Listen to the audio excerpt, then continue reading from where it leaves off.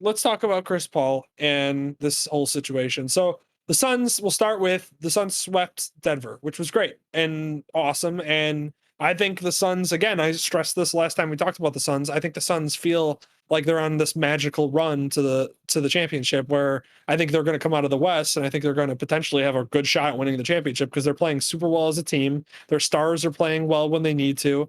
Chris Paul was seemed like the perfect fit for that team. They needed a point guard. Ricky Rubio wasn't it. He was, older and just couldn't do it for him enough.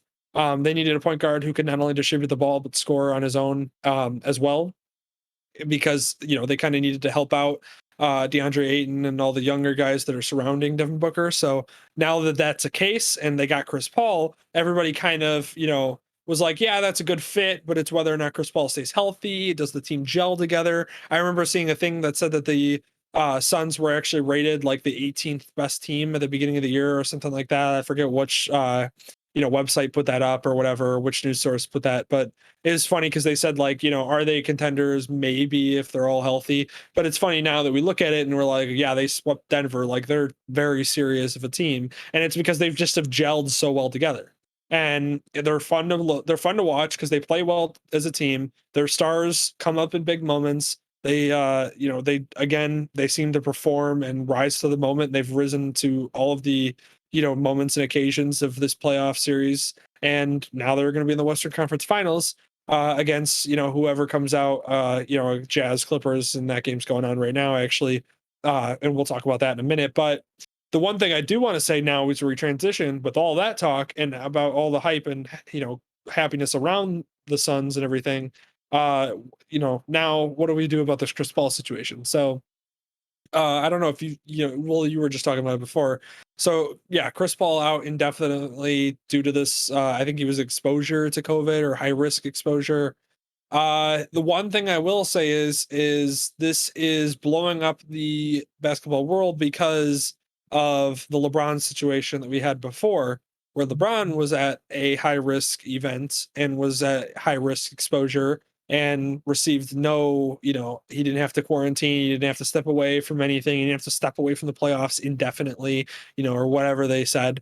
But then suddenly now Chris Paul has a high risk exposure, and all of a sudden you're just gonna, he's out indefinitely and he might miss the rest of the Western Conference, finals, which, aren't important, it's just the Western Conference finals. So Yeah. it's ridiculous. It's just kind of a double standard that's stupid. And we all know that exists. We all know that stars, are going to get catered to. We know that happens and everything, but it's frustrating to actually see it when it's a real thing and it's affecting the team very, that's again, on a magical run where, in my opinion, this team is nothing is stopping them anytime soon. It's unfortunate that they're going to now get stopped by, the commissioner and the NBA, who suddenly want to start really enforcing that whole, making sure you quarantine and stay away from those type of events. When LeBron did it, they really, it was LeBron and the Lakers in the playoffs. Really, we really can't have him not, be on the team. So Yeah. just it's again, it's a double standard, and like I said, we know it exists. We know that specific stars can walk on water basically in their sport, and it doesn't matter. And I get that fully, but it's just annoying when it's at this level, like literally in the Western Conference Finals for a team that swept the other team. Which, when a team sweeps the other team to get to the Western Conference Finals, usually a good sign that they might actually make the finals and play very well in the next series. Well, guess what? Now you've just taken away the piece that I just talked about, completed this team, and now we go back to the team last year that was fun but not very good without Chris Paul. So Yeah. And it's funny you say the double standard too, because it'd be one thing if it was like a role player in LeBron, but I mean, they're both stars in their own right. So it's kind mhm. of interesting that there's a echelon above just normal stars, and then there's superstars, and then there's this. Well, what is the tier between them? I mean, I don't. They're Well, not that it's far apart, especially in terms of publicity. So no, they're both superstars. I mean, granted, LeBron has been the face of the league for so long, but they're both superstars. I mean, Chris Paul is a household name that is in commercials nonstop. He's been around. Everybody knows who Chris Paul is. It's one of those where, he's not LeBron, but he's as close as you get to that name. It's the same, yeah, it's it's just one of those where they're both, there's star in the NBA. I kind of consider it star players are players that, are very, very good for their teams. Superstars are the players that are like, serious. Like Luca's a superstar. Like that, Luca became a superstar when he started hitting game winning shots and he started carrying his team through playoff series and, games and all that. Is one of those where Chris Paul's a superstar. So same with LeBron, they're all in that category. So the fact that this is happening from one superstar but not for another is that double standard that I'm talking about. Yeah. So, and Yeah. especially like I said, again, we talk about one team who didn't get in trouble with their best player during, a qualifying round to get into the playoffs and then the first round. But now we're talking about this levying this type of punishment instead on a player, a superstar caliber player on a team that's in the Western Conference Finals is ridiculous. Yeah, no doubt about that. I wonder. I know there's like obviously it literally just came out today, but it could be possible that the very worst case that he'd be able to be back for, or sorry, at the very best case of the worst cases, he'd be back and just miss, I believe, one game of the Western Conference Finals, and then there's obviously the worst case scenario where he could potentially miss all of it depending on their court.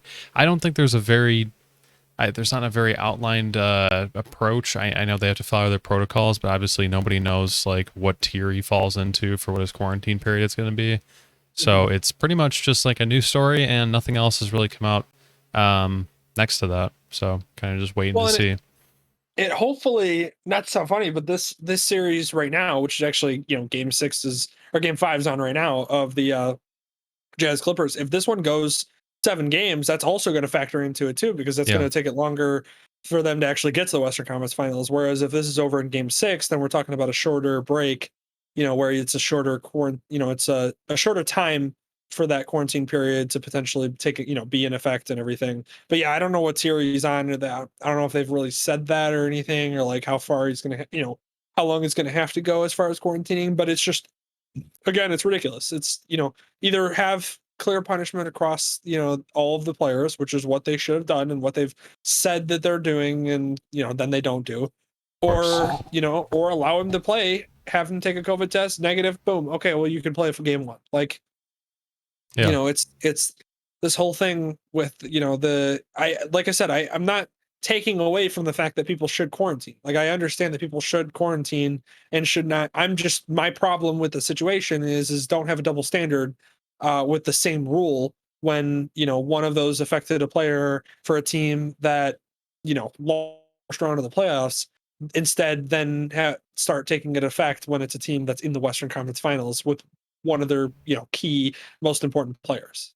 Yeah, no, be interested to see how that works out. It's almost I don't remember, at least in the playoffs starting. I remember the last time there has been like a quarantine situation, so that's kind of funny to think about when that was all you heard about throughout different sport leagues or anything else outside of the NBA playoff bubble. Because obviously, I don't think there was a single one in there on purpose, but it's kind of crazy to put in perspective how this seems like such a strange thing and such a weird thing. Being like, oh wow, he tested positive for that.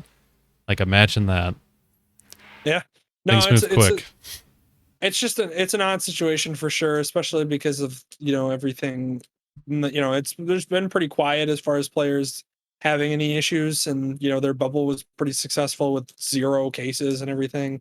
So it's one of Yeah. those where I'm just like, again, why are we really clamping down on this immediately when you didn't do the same for another superstar? So it's just, that's where the anger comes from. I'm not trying to say anything about the severity of COVID, or I'm not trying to make a commentary on like, people shouldn't quarantine.